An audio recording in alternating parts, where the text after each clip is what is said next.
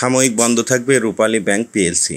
আবেদনের পরিপ্রেক্ষিতে bank company আইন 1971 এর 45 ধারায় অর্পিত ক্ষমতা বলে রূপালী ব্যাংক পিএলসি সাময়িক বন্ধ রাখার সম্মতি দেওয়া হয়েছে। ডাটা সেন্টার হস্তান্তর করার জন্য রূপালী ব্যাংক পিএলসি সব ধরনের ব্যাংকিং কার্যক্রম সাময়িকভাবে 5 দিন বন্ধ রাখা হবে।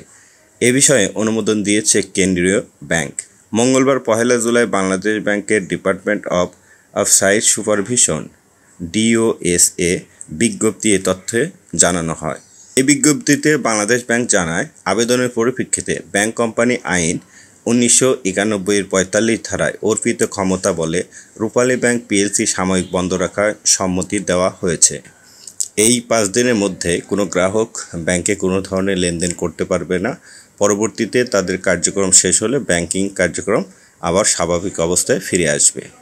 সবাইকে ধন্যবাদ। আসসালামু আলাইকুম।